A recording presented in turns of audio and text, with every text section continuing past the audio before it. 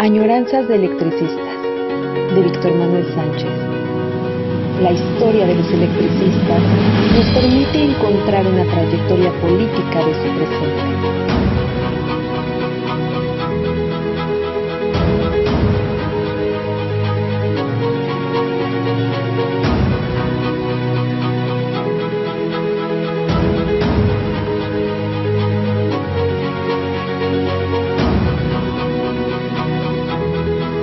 Comenzamos.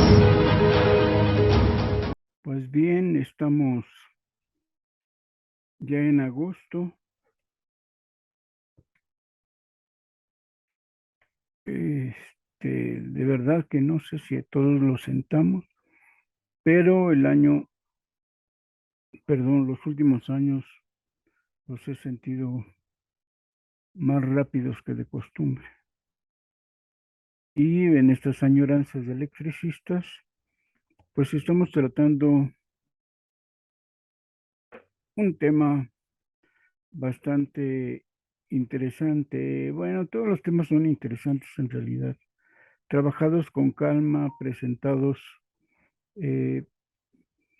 así como lo venimos haciendo. En realidad, eh, cada tema podría llevarnos 4, 5, 6 programas, porque el momento en que se están presentando los temas son momentos históricos que, ¿cómo podríamos decirlo? Que tienen pues una serie de elementos, de aristas, de componentes que le dan pauta a esos momentos históricos. No es, no es solo hacer una lista de cosas y cómo se van dando. Por ejemplo, la huelga de 1936 o la del 16, que dijimos que en julio se conmemoraban 86 años y 106, pues entonces tienen sus implicaciones de contexto. Las dos fueron huelgas generales, una, la del 16, porque fue convocada en realidad, sí, por más de 28 organizaciones sindicales, que fue convocada por la la Federación de Sindicatos del Distrito Federal. Y en ese sentido, ya era un conjunto de sindicatos y paralizan, y más de 20,000 trabajadores acudieron y estuvieron en esa huelga. Entonces fue propósito de todas las organizaciones. En la del 36 fue huelga general por razones de la implicación que tiene la energía eléctrica en el conjunto de la capital. Todos los comercios, ya si para el 16 iniciaba ya una etapa clara de la presencia de la electricidad en la mayoría de la Ciudad de México, de las casas, de los comercios, de las tiendas, todavía no alcanzaba la plenitud de toda la Ciudad de México. Y la Ciudad de México, a comparación de los 30 o peor de ahora, era una ciudad de aquella época pequeña. Había huecos, digamos, del centro de la ciudad a Tlalpan o a Coyoacán, digamos, había huecos, había llanos, había sembradíos. Hoy uno recorre la ciudad desde la salida de la carretera Cuernavaca al centro o hasta la salida de carretera a Querétaro, y todo está poblado. Y hay una unidad, por ejemplo, hacia el norte de la Ciudad de México con, eh, con el Estado de México. Es grandísima. Y en los 30 ya era una ciudad más o menos grande, ya estaban creciendo bastantes colonias. Había huecos, insisto, todavía en la ciudad llanos. Sí se notaba el viaje, digamos, a Coyoacán o a Tlalpan, ni se diga Xochimilco. había unas distancias que estaban vacías, baldíos, terrenos. Todavía no llegaban tantos predios ni colonias a la Ciudad de México. Sin embargo, ya era muy importante la electrificación, la electricidad ya había en más casas, no como en el 16, ya afectaba. Y una cosa muy importante, la compañía de luz tenía múltiples servicios públicos. Justo después de la huelga de 36, se dan cuenta de los riesgos, no de la implicación de la electricidad, sino de la fuerza, de la estratégica fuerza que tenía el Sindicato Mexicano Electricista. El bombeo del agua, tanto para que tuviéramos agua para tomar, como para que se fueran las aguas negras, dependían de bombas que estaban controladas o que los servicios de esas bombas los tenía la compañía de luz. Y en ese sentido, si había huelga, como en este caso, el sindicato podía parar las bombas del drenaje, las bombas de las aguas negras y las bombas de agua normales para casas, habitación o negocios o tiendas. El alumbrado público dependía de la compañía de luz.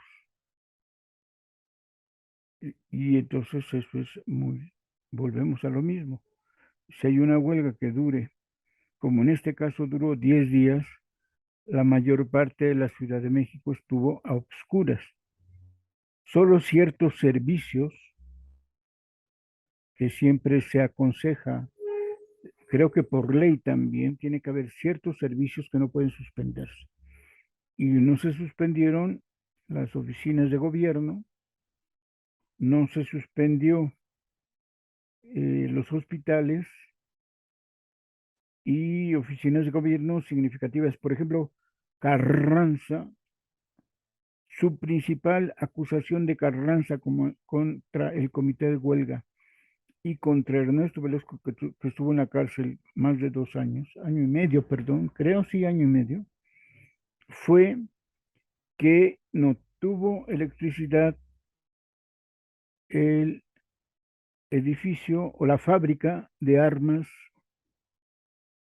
del ejército.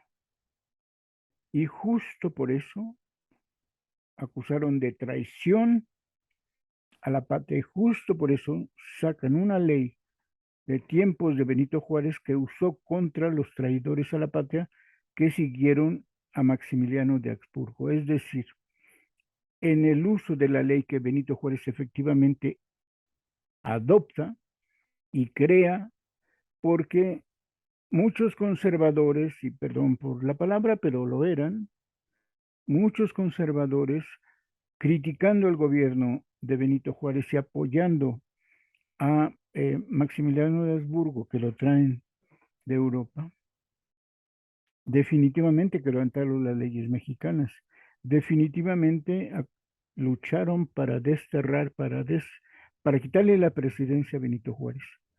Y él, conociendo bien a ciertos militares, ciertos personajes de la política, ciertos hombres riquillos de la época, burgueses sumamente acaudalados, utiliza y trae, crea la ley, porque efectivamente estaban en contra del gobierno, en contra de Benito Juárez y en contra de los intereses de la patria nacional. Y crea la ley. Pero Carranza, por una huelga sencilla, que era sencilla la demanda, claro, ahí tiene sus complicaciones, acusa, trae a colación, usa la ley de Benito Juárez contra el comité de huelga. Y entonces convierte en una guerra civil propia la demanda de aumento de salarios. En fin, la huelga general del 36 lo es así porque muchos de los servicios que estaban en la Ciudad de México efectivamente los controlaban o los otorgaban, perdón, la compañía de luz, y al suspenderse los servicios con motivo de la huelga, se convierte en una huelga general.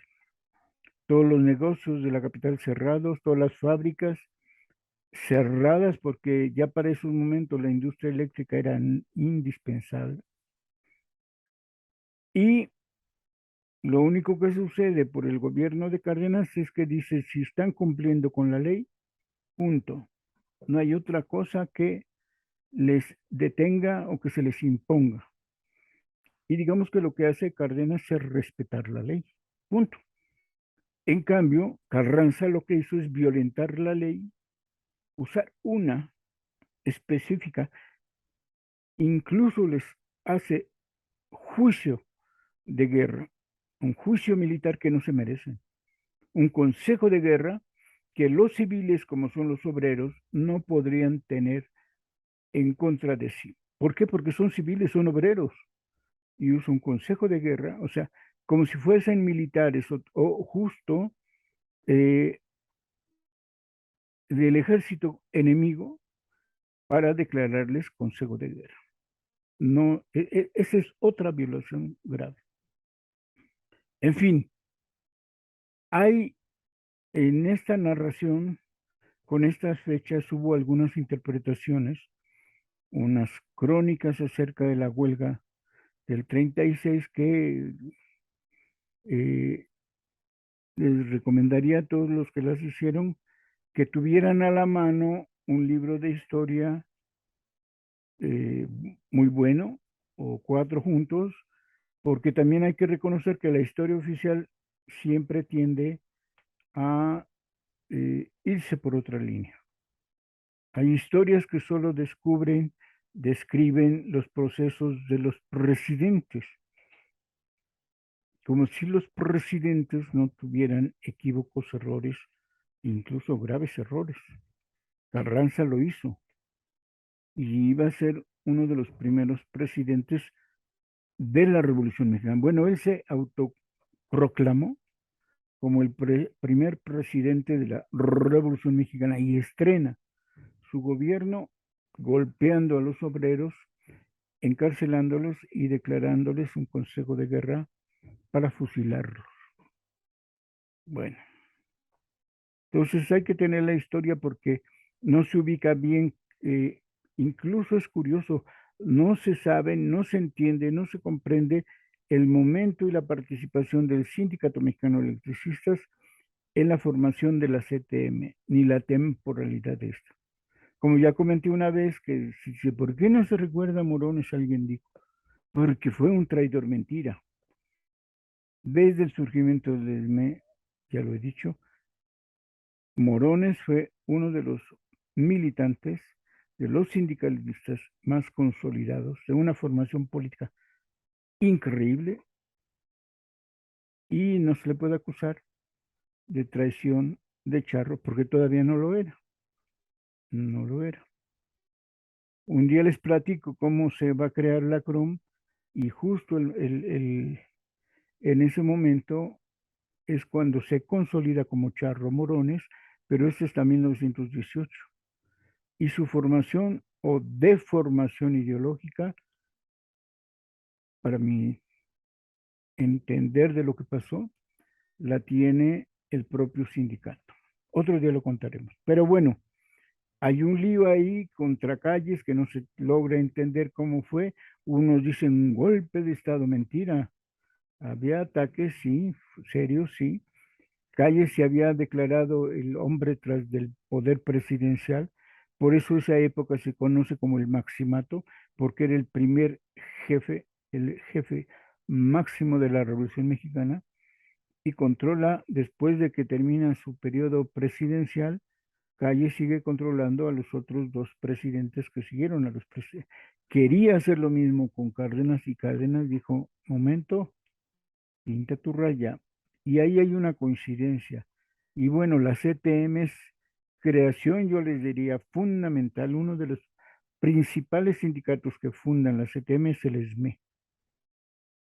Y entonces cuando uno ve ese funcionamiento del ESME para fundar la CTM, debido a que Un año antes se habían creado el Comité Nacional de Defensa Proletaria y entonces hay un transcurrir del proceso histórico, para mí claro, pero quienes han presentado recientemente crónicas, narraciones de esos momentos, se les olvidó tener un libro a la mano y tergiversan, mienten, se equivocan, no aprendieron, deberían tener un libro, por ejemplo, sobre Cárdenas de Adolfo Gili y saber exactamente lo que pasó.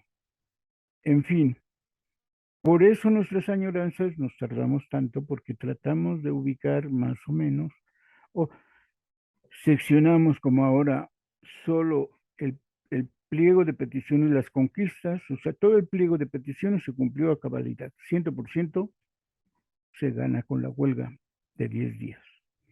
Y entonces estamos leyendo el pliego de peticiones con sus resultados y los efectos que esta tuvo, sin meternos en cómo estuvieron las cosas. No hubo, en este sentido, no hubo aquí una protección excesiva del presidente. No se lanzó a la huelga con permiso, autorización de Carranza. Se lanzó a la huelga porque se tenían los elementos claros, las demandas y el conocimiento preciso de la capacidad económica de la empresa, y por eso. Y hay una coincidencia política, pero no unos entregándose u otros manipulando. No sucedió eso. No se le debe al presidente nada, simplemente que haya dicho, si cubren la ley, punto. Por los tiempos del maximato, de las órdenes autoritarias de calles, se tenía esa desconfianza, eso sí es cierto. Y más valía asegurar las cosas. En fin, estamos leyendo, otro día narramos cómo se organizó todo o cómo se comportó el movimiento obrero. ¿Quién es Lombardo Toledano? Sí era un dirigente ya importante, pero no lo que iba a ser después. No le podemos calificar de que fue el creador del Partido Socialista, los Pepinos, Partido Popular Socialista, porque todavía ni tenía idea de qué iba eso a hacer. Todavía no destellaba, ya era un buen militante y un sindical, líder del Magisterio Nacional, pero no era el superlíder de la CTM, aunque fue el primer secretario general de la CTM. Entonces no podemos achacarles cosas que todavía no están presentes en la historia. Alguien dice que el mural de Siqueiros no se le puede concebir como tal porque se critica que estaba la CTM ahí presente. Y bueno, una cosa es cuando empieza la construcción del mural, ¿no? Y cuando entonces se termina y si tuvo o no importancia el que hayan sido de la CTM o no. Y bueno, era la CTM, yo diría del ESME, con los principios y organizaciones del sindicato. Por tanto, está muy bien. Está muy bien que haya sido el momento de la creación del mural de el retrato de la burguesía, porque la CTM era, por ejemplo, por una sociedad sin clases. Ese era su lema. Y entonces, ¿cómo no vamos a querer una sociedad sin clases? Entonces sí hay que tomar en cuenta ciertas características. Hoy no dijimos, no vamos a hablar de eso, pero como se han mostrado algunos, digo, pláticas, charlas, presentaciones, para ubicar la huelga, bien, vale. Solo nosotros estamos tratando las demandas, el pliego de peticiones y las conquistas del sindicato. Y entonces continuamos con esta presentación y lo que más hacemos es enfatizar que tengan todos en cuenta que esto que estamos narrando, que ya está para años después, para los 60, para los 70, 80, para antes de la extinción atención, justo el mejor contrato colectivo de la historia de México, porque esto es lo que lograron en 1936 con esta revisión bajo la presión de una huelga general de la capital. Y eso es importante. Y esto es lo que estamos tratando de aclarar, que se tenga claro este asunto. Así es que retomamos entonces nuestra presentación de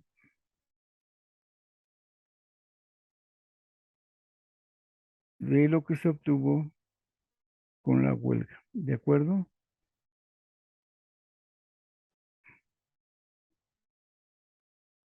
Pues bien, estamos entonces, nos quedamos en estas, perdón, se me desapareció. Habíamos visto que se trató de que por primera vez iban a tener goce de salario permanente 8 representantes del Comité Central y que para ciertos casos los representantes por departamento, que en aquella época era un representante solamente por cada departamento, en casos especiales iban a tener goce de salario para resolver algunos casos. Digamos, un accidente de trabajo y que ameritaba tiempo especial para atender que se cumpla la atención y se le siga pagando al compañero accidentado. Y también decíamos que todos los servicios de trabajo, o sea, se iban a acumular todo tiempo de servicios si te habías salido un mes del trabajo o medio año o terminar tus estudios o alguna presión. Y entonces antes dejabas, pedías el permiso, te lo daban y te cortaban automáticamente tu antigüedad. Y entonces el tiempo de servicios era acumulable cuando fueran interrumpidos. Tú te ibas un año, por decir, pues ni modo, allá al cruzar el río Bravo, porque suponías que te iba mejor y que necesitabas un refuerzo para tu economía, te ibas, probablemente te iba bien, pero igual preferías seguir trabajando en México, regresabas y si llevabas ya 12 años y te ausentaste 6 meses o un año, no volvías a empezar en tu tiempo de servicios, sino se te contaba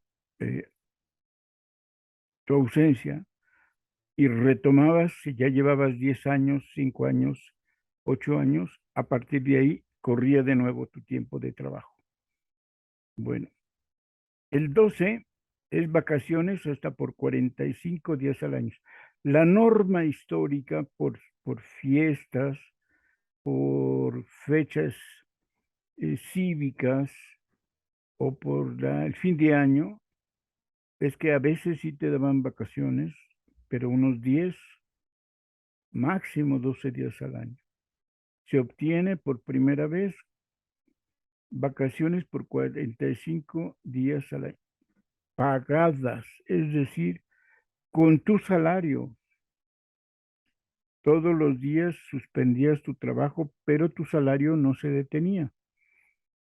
Este es una premisa fundamental. Aún ahora, especialmente a fines de año, o a los profesores que están por hora, cuando se acaba el semestre, por ejemplo, ahorita no ha empezado el semestre, va a empezar en 15 días y durante casi un mes o más, depende de cuánto duran las vacaciones, en las escuelas particulares no se les paga este tiempo a los profesores por horas. Cuando salías de vacaciones o en diciembre, todo el mundo sabe, podrían despedir a muchos para no dar antigüedad o aguinaldo, que todavía en este momento no existía, pero lo traigo a colación porque las vacaciones era cuando mucho 12 días y lo primero que se obtiene es vacaciones hasta por 45 días por año con goce de salario. 13. Compensación por antigüedad a base del salario del trabajador, retroactiva desde la fecha de su ingreso.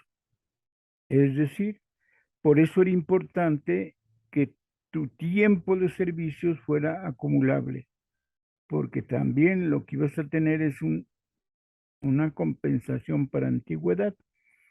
Y luego se va a reglamentar esto, pero digamos, cuando cumples 5 años se pueden dar, cuando cumples 25 años te pueden dar una compensación. Cuando te jubilas, te van a dar una compensación según tu antigüedad bien tabulada y por eso que te reconozcan el tiempo de servicios. Y el 14 que va a seguir, convertirse, como todo el mundo sabe, en la cláusula 64, dice jubilaciones progresivas. En el texto dice Breñalvírez aún está pendiente. Están tratando de redactar cómo va a quedar esta cláusula de jubilación. Pero aquí ya se está tratando de decir, si llegas a los 55 años de edad, puedes jubilarte. Es decir, va a haber dos tipos de jubilaciones. Por edad, a los 55 años de edad, y que te van a dar el 75% de tu salario por 25 años de servicios. O bien el 100% de tu salario para tu jubilación si tenías 33 años de servicio.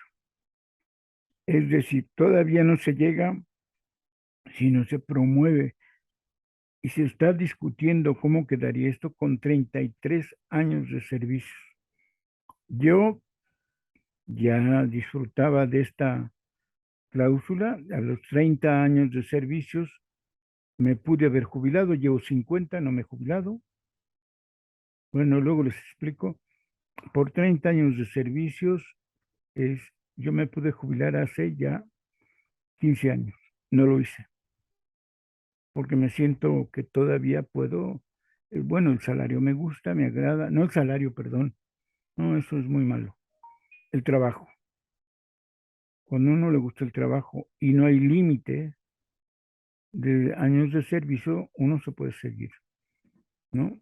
En el ESME la tradición es que se jubilen justo cuando cumplen 30 años de servicios y las damas 25 años de servicios en automático deben de jubilarse porque es la tradición en el sindicato de que se vayan yendo y cubriendo los puestos que ellos obtienen. Un jubilado llega normalmente a la máxima categoría de su área de trabajo.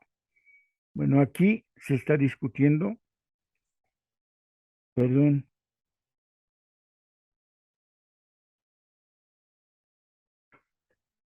y está el debate de cómo va a quedar. Y seguramente lo que está el debate es los fondos. ¿Cómo queda, cómo se va a fondear, dicen los financieros, las jubilaciones? Y recordemos que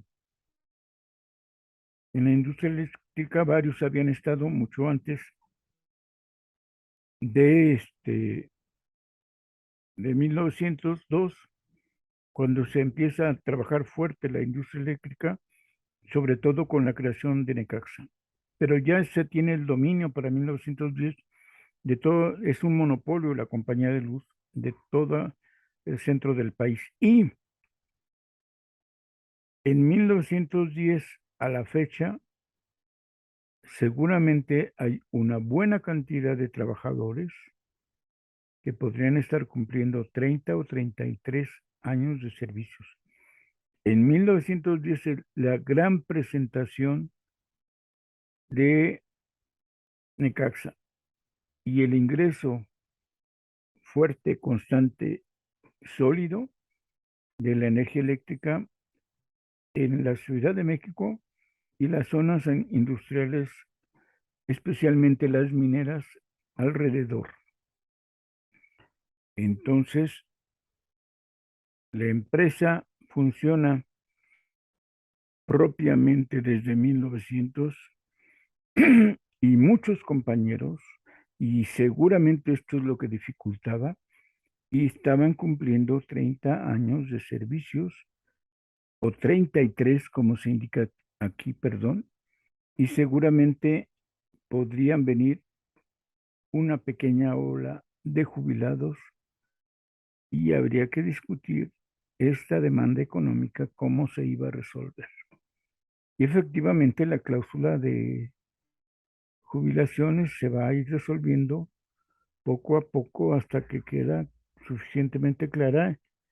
En este año dice que no tiene contenido, pero aparece en el contrato, lo cual significa que se está discutiendo. El servicio médico es la 15.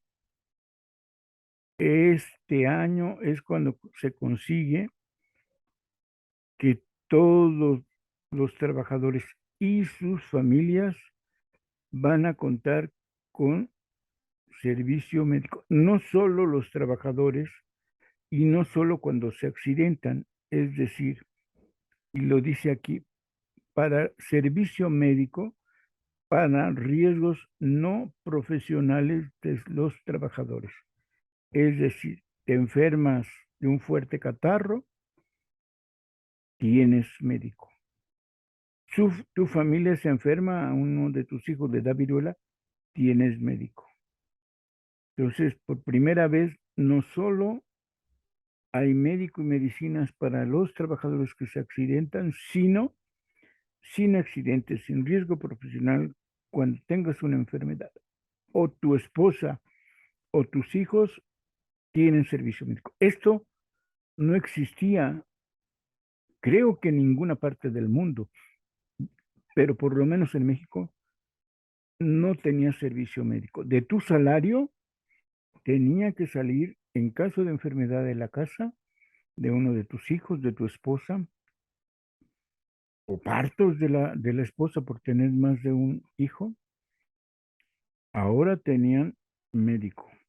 Muchos de los compañeros del ESME que yo he conocido nacieron ahí, en el servicio médico, en, en, en la clínica hospital del ESME, que dice aquí, lo administra el sindicato, es otra ganancia increíble. O sea, no ordena, dirige, coordina, pone médicos, no, lo administra el sindicato y lo paga la empresa. Es decir, 150,000 pesos da al sindicato para tener el servicio médico. Ya es una gran responsabilidad para el sindicato tener que organizar un servicio médico, las diversas instancias que tiene que tener para las distintas formas de enfermedad o atención, por ejemplo, del parto. Y es una responsabilidad que se convierte en responsabilidad de todos, porque ya es tu servicio médico y tú lo tienes que cuidar, no solo los dirigentes, y eso habría que tenerlo muy presente, es decir, médico en todo tiempo para la familia de los trabajadores electricistas. Bueno, y con prerrogativas para los obreros con menor salario e incluyen a ellos también a sus familiares. Salario completo, el número 17, va muy ligado al anterior. En casos de enfermedades o accidentes no profesionales, hasta 60 días. Es decir, tú te enfermas de algo que no está, que es parte del riesgo profesional, pongamos algo grave, del hígado. Te van a pagar tu salario completo hasta por 60 días. En 60 días podrías curarte del hígado propiamente, pero igual puedes tardarte más de 30 días o 5 días más, pero en todos los casos te van a dar tu salario completo y te van a seguir atendiendo si tu enfermedad es más de 2 meses. De 90, la mitad del salario. Y si duras más años enfermo, pero que no pasen de 10, vas a poder contar con tu salario. 18. Seguro sindical en caso de fallecimiento por riesgo no profesional.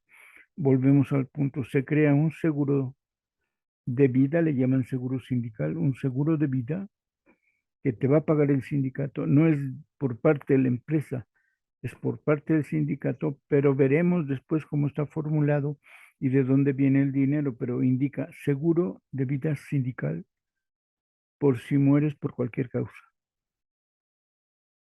Y esto, insistimos, no estaba en ningún contrato colectivo. Número 19. 1,100 días de salario en caso de muerte por riesgo profesional o u opción a una pensión de medio salario durante 12 años. Obvio, es para tu familia. El anterior es para tu familia. En caso de tu muerte, por parte del sindicato, un seguro. Y por parte de la empresa, 1,100 días de salario o bien lo que decida la esposa, digamos en este caso, una pensión de medio salario por 12 años. En esta opción yo digo lo mejor es durante 12 años. 1,110 de salarios, parece que es mucho dinero. Siempre el dinero junto parece que es mucho. Y yo diría, es tanto que uno se lo gasta, se te esfuma. Entonces, yo hubiera dicho, en este caso, a la viuda, ¿sabe qué? Mejor una pensión por 12 años. Y tiene usted 12 años para ver qué otra cosa, qué actividad, o si los hijos están creciendo, puedan tener trabajo. Pero tenían 12 años. 1,100 días de salario, siendo viuda, se le podría gastar muy rápido. Y lo más conveniente es tener tiempo suficiente para pensar, tiempo suficiente para capacitarse, tiempo suficiente para planear y 12 años creo que es una opción muy buena. 3 asuntos dedicados directamente a la familia en caso de accidente, en caso de muerte del trabajador o trabajadora, perdón. Entonces, es eh, una buena causa, no pensando en el trabajador, sino pensando en la familia en caso de un suceso mortal. Número 20. Indemnizaciones por incapacidades parciales calculadas sobre la base de 1,500 días de salario y derechos a miembros y órganos artificiales y aparatos correctores. En el convenio de 1929, que todavía no es contrato colectivo, y ya desde el 26 se viene estipulando una serie de indemnizaciones por incapacidades debido al trabajo que estás haciendo. A mí me impresionó ese convenio porque te detallan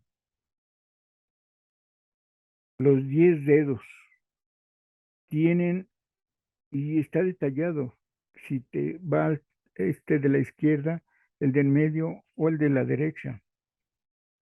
Está calculado cuánto de porcentaje puede significar porque dicen, como siempre lo sabemos, esta mano es la que más utilizamos que esta, excepto los zurdos, por supuesto. Y entonces hicieron un convenio de, por desgracia, diría yo, en caso de algún accidente, te valorizan cada una de tus partes de tu cuerpo para darte una incapacidad parcial. No tener un dedo o dos no te invalida para que sigas trabajando, pero sí te dan una incapacidad parcial y un monto dinerario por tus accidentes. 21.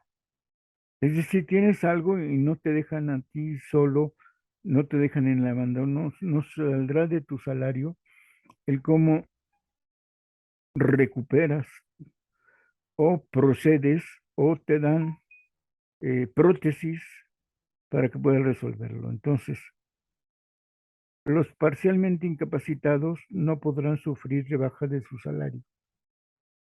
¿Ven?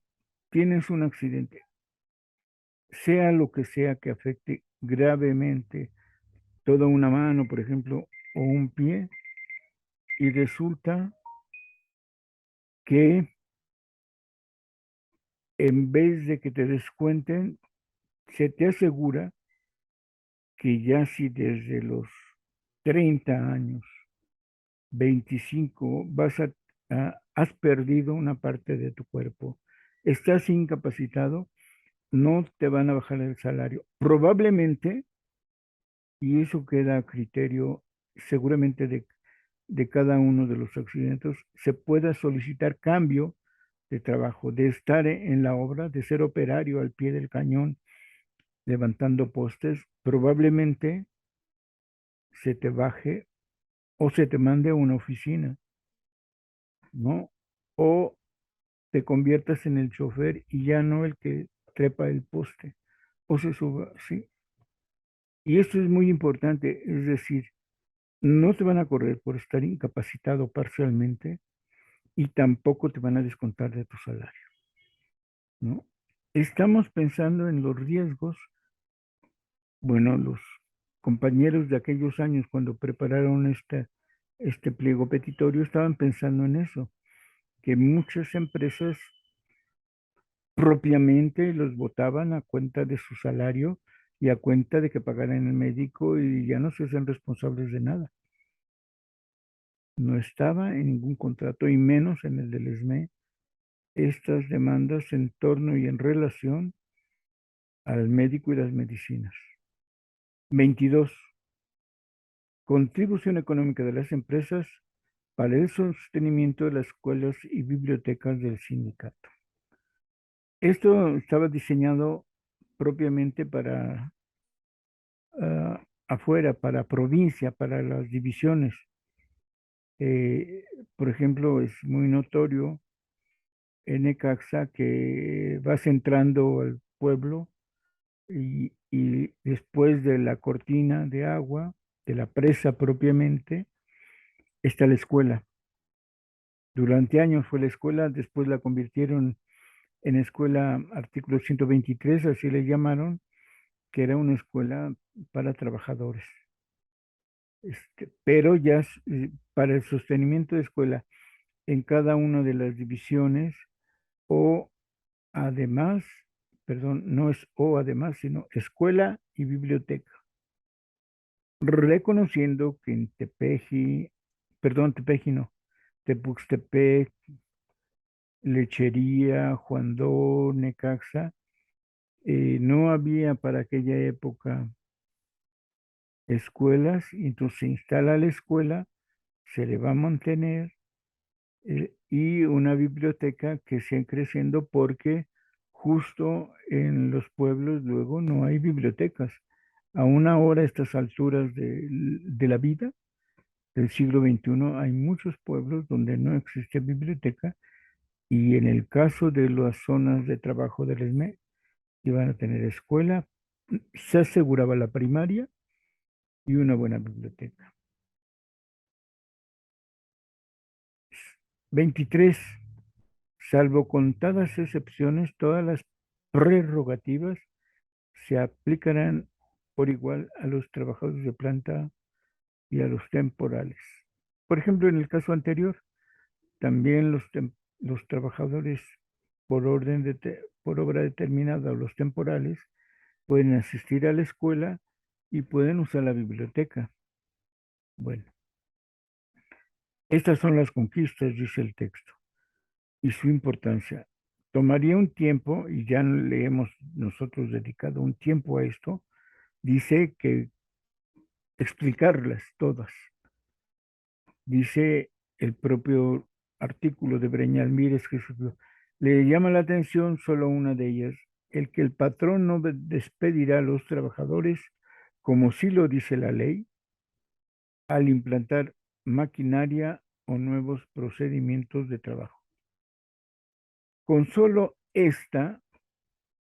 con esta conquista que se hiciera general en México, se daba un golpe de muerte a la causa principal de la desocupación.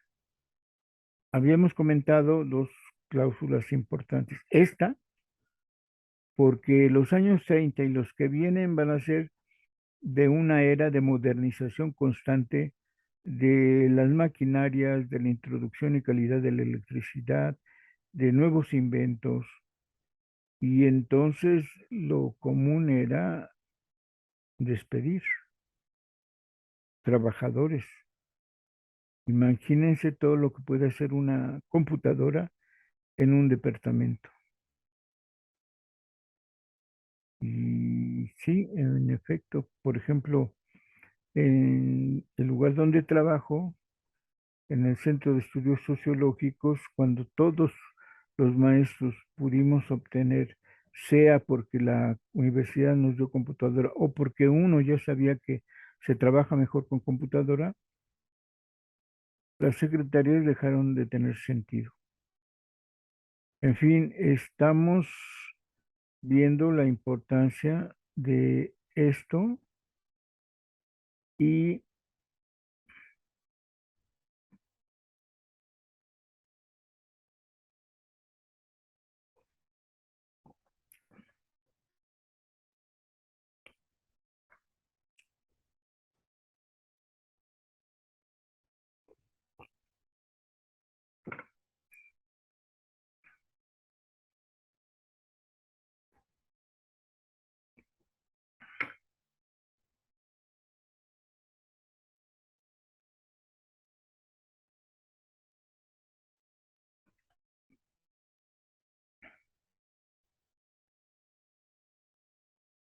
leyendo aquí en este artículo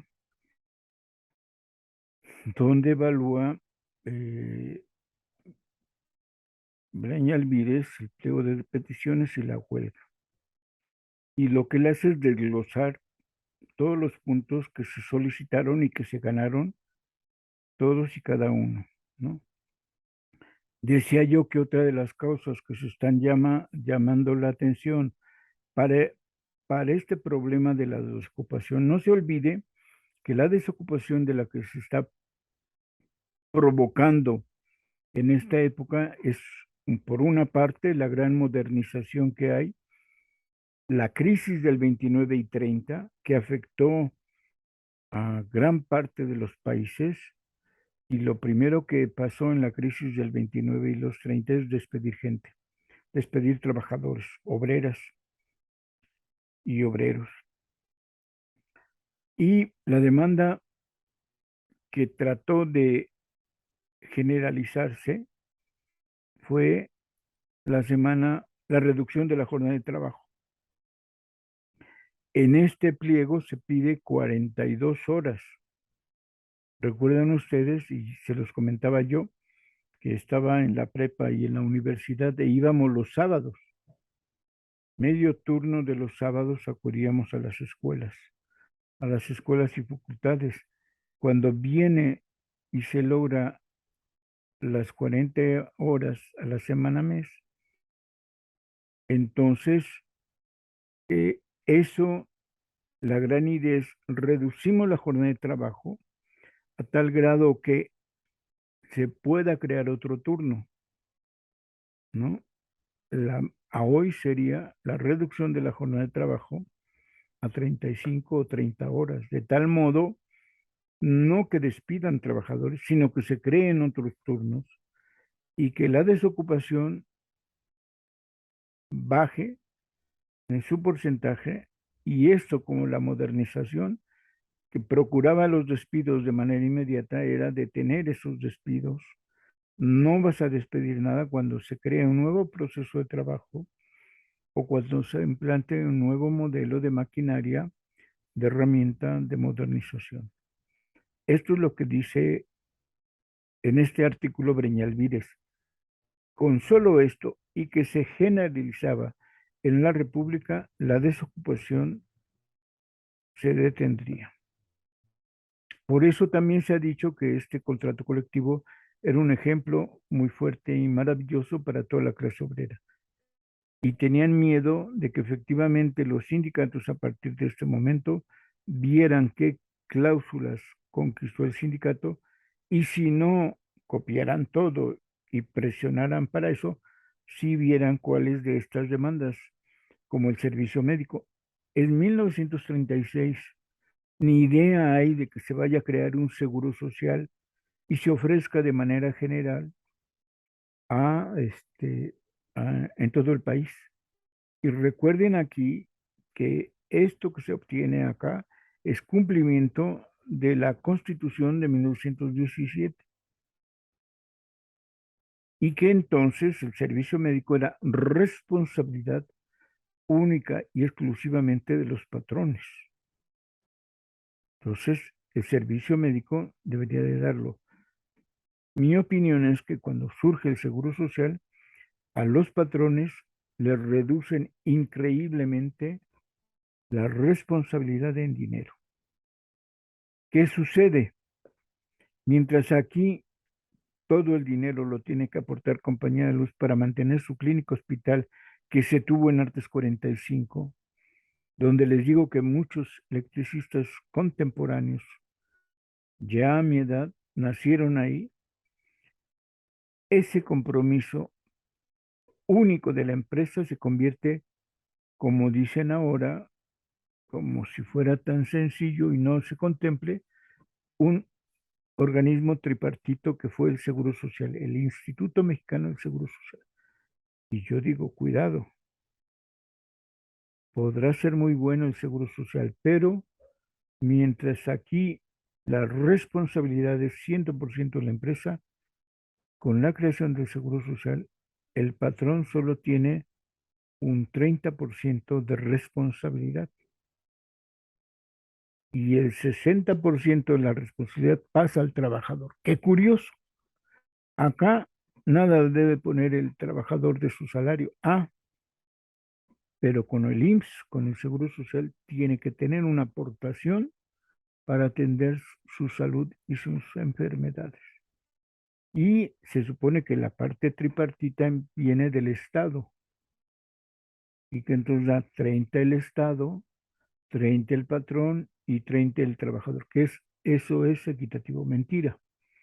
La Constitución sigue diciendo que es responsabilidad del patrón. Bueno, seguramente ya la cambiaron, pero bueno, era responsabilidad del patrón el médico y las medicinas.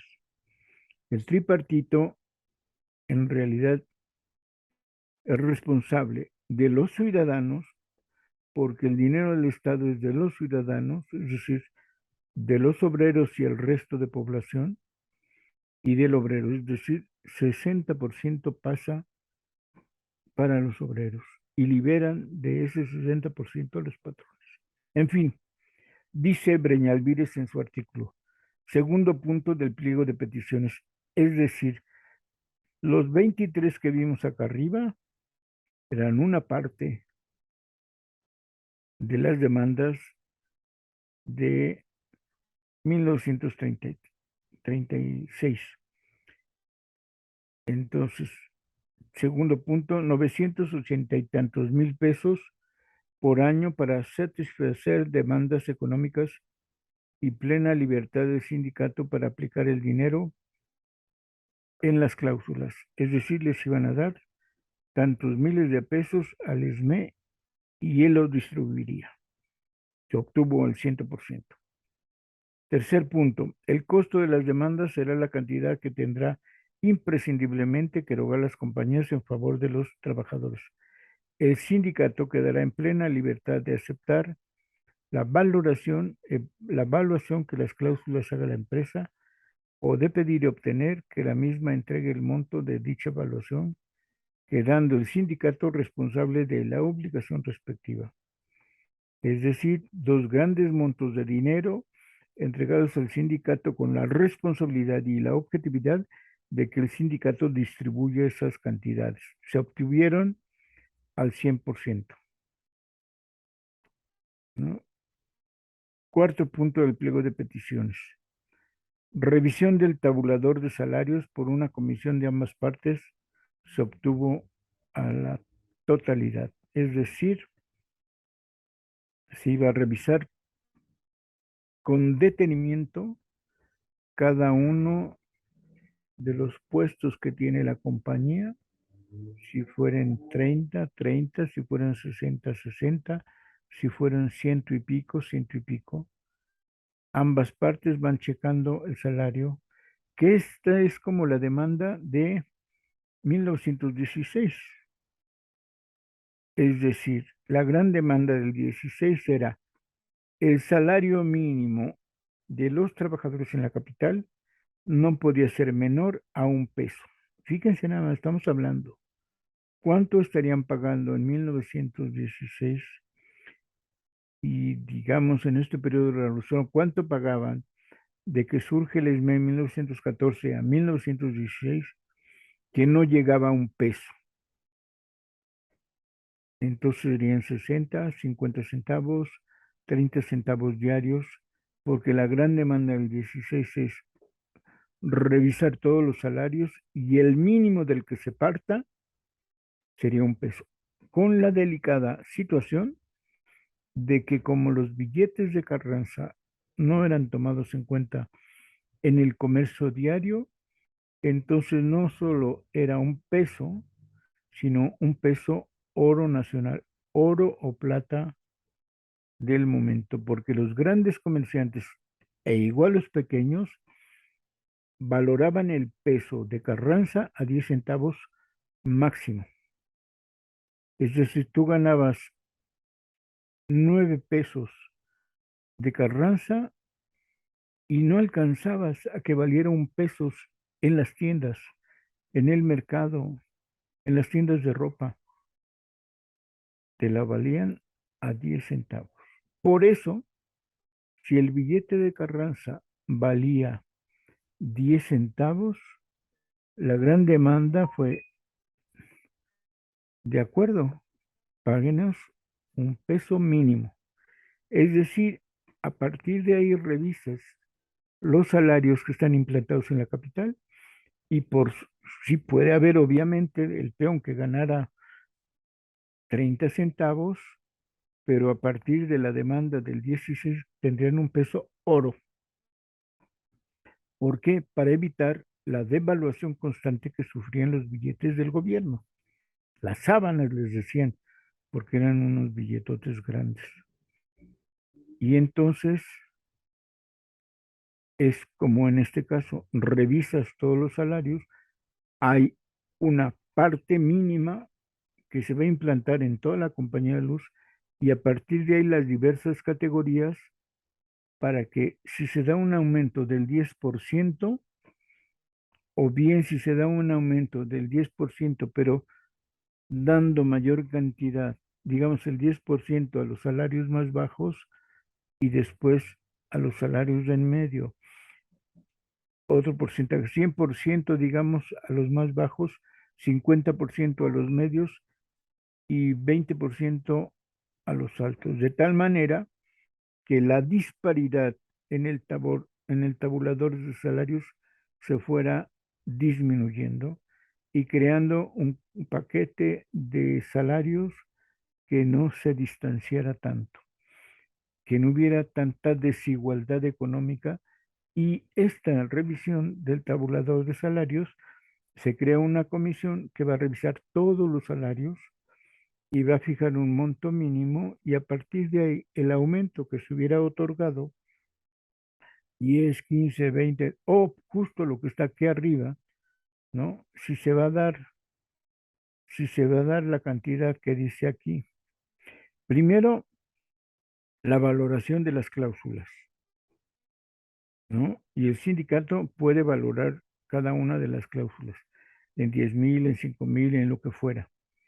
Y segundo, se van a dar en principio 980 y tantos mil pesos para esas cláusulas económicas y parte de ese dinero se da a la revisión del tabulador de salarios, de tal manera que, como pueden ustedes comprender, el aumento del 10%, por decir un número, o el del 15, del 30 que se hubiera obtenido, se va a revisar a partir de estos asuntos. La valoración de cuánto costará económicamente una cláusula y segundo, la valoración de que quien distribuye esas cantidades va a ser el sindicato, es decir, una comisión, como en este caso, que revisa todo el tabulador de salarios para que, como en el caso del 16, no ocurra que va a haber salarios de menos de $1 o salarios que la inflación golpea tanto que la revisión de los mismos queda atrás. Y lo otro, viene el quinto punto, el pago de todos los salarios caídos durante la huelga y todas las erogaciones, que esto es también un golpe económico fuerte. Es decir, si el sindicato en la organización y demanda en los gastos de mantener todas las banderas de huelga, en el apoyo económico a los compañeros que están en huelga o apoyo económico para pagarles o el salario o parte de sus salarios durante los 10 días de huelga y obvio no les pagaron el salario, fueron 10 días que su propio ingreso que pagaba la empresa no lo recibieron. Y este punto quinto del pliego de peticiones es: pagas todos los salarios caídos, es decir, todos los trabajadores, que en ese tiempo eran como 2,000, 2,500 máximo. Y esto también hay que tenerlo presente. Creo que sí, máximo 3,000. En una de las votaciones que hubo por esa época, si quieren la próxima añoranza, les digo cuántos eran. Yo saqué la totalidad de trabajadores a partir de la totalidad de los que tenían derecho de votar en una votación general por el comité. Y entonces, no recuerdo ahorita exactamente si eran casi 3,000, pero todos los 3,000 trabajadores que estuvieron en huelga, 10 días que no les pagaron, les pagan la totalidad. Si el ESME distribuyó tortas, por decirlo así, si tuvo que comprar banderas para cada una de las guardias, si tuvo que vigilar y gastar en gasolina con camionetas para estar revisando cómo estaban todas las guardias en cada lugar, ese costo de la contratación y en este caso de la huelga, todo lo iba a pagar la empresa. Es decir, la responsabilidad de la huelga de 1936 económicamente lo pagaba la empresa y lo aceptó la compañía de luz. Y en este sentido, lo que tenemos siempre que tener presente es esto, que te organizas de tal manera que las banderas de huelga, las brigadas de guardia, el conocimiento de que todos estemos al tanto de lo que está sucediendo, el saber si les falta agua en algún lugar, llevarles agua, o yo no sé si haya sido así, pero me lo imagino, es, tortas, la torta sigue siendo una tradición mexicana, no sé si tacos o quesadillas, o según el lugar, porque por ejemplo en Necaxa hacen unas bolitas y unas como chalupitas. Entonces, seguramente si la guardia está eh, y reconociendo que no eran, eh, ¿cómo les diré? Pues estabas toda la jornada de trabajo que te tocaba, Seguramente cada guardia duró sus 8 horas y los 3,000 que estaban fueron cumpliendo en el lugar de trabajo donde estaban desempeñando sus labores. Entonces, termina este artículo de Breña Alvírez. Si ahorita lo están viendo, es de decirles que la parte de negro es el documento original de Breña Alvírez y yo normalmente hago comentarios y en este caso en color café. Bueno, como tiene, después de los puntos que dice que se obtuvo todo, los 5 puntos del pliego de peticiones, que incluía este último, eh, pues la huelga fue un éxito, ¿no? Las peticiones eran justas, la empresa era capaz de pagar cada una de las cosas que se demandaron. La disciplina, dice, y organización fueron fuertes y buenas. Todos los agromiados confiaron entre todos, apoyaron a sus dirigentes. La propaganda, dice, la propaganda fue insuficiente porque debimos haber combatido más la información, la necesidad y reconocer que habría muchos perjuicios entre el público y que la prensa dolosamente engañaba. Nos faltó esta parte. La resistencia y el espíritu de lucha fueron puestos a prueba y en parte, dice, eh, no nos afectó la debilidad de algunos porque la protección legal, porque el abogado general Mario Pagón Flores supo cubrir todos los detalles formales, legales y legítimos, y eso protegió mucho a la huelga. Hubo apoyo de las organizaciones obreras, en especial faltó propaganda entre ellas. Es aquí una crítica a la CTM que todavía le faltó una centralidad en el apoyo de la huelga para difundir entre el público, para que el público no distorsionara o no le dieran información distorsionada y estuvieran apoyando a cabalidad la huelga. Y dice el octavo punto, la gran mayoría de las conquistas fueron de orden general.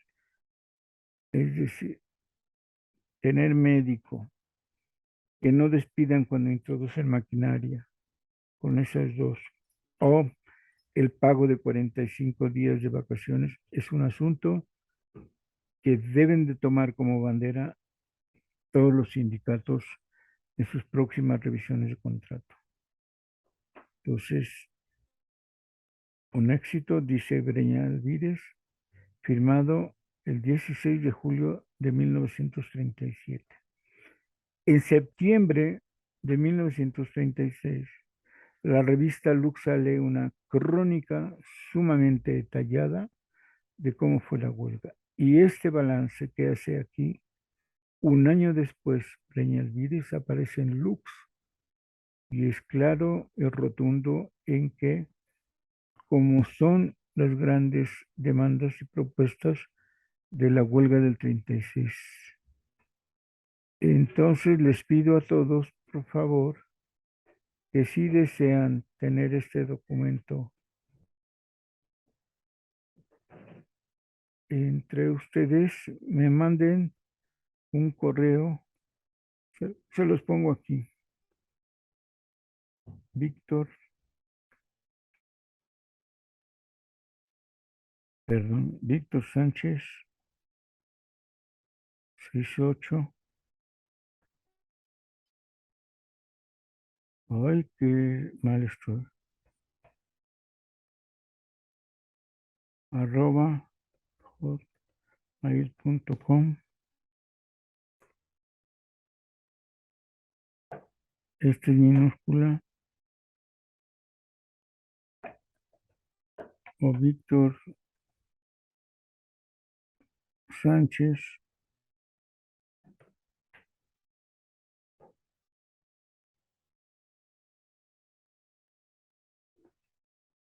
UNAM MX.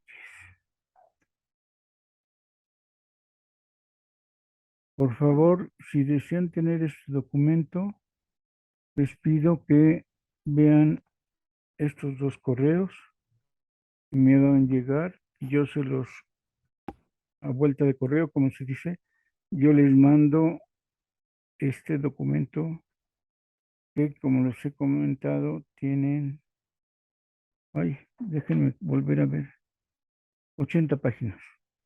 Hay más documentos de los que he leído, entonces escríbanme a este correo y yo les envío a vuelta el documento que ustedes están deseando tener, donde se explica por parte de los mismos compañeros que vivieron la huelga, todo el movimiento, todas las conquistas, la organización. Bien, se nos acabó el tiempo. Nos vemos en otros 8 días. Ya es agosto. Se acabaron estas añoranzas de electricistas. Ya saben, tomen su chocolatote. Y no digo marcas. Hasta luego.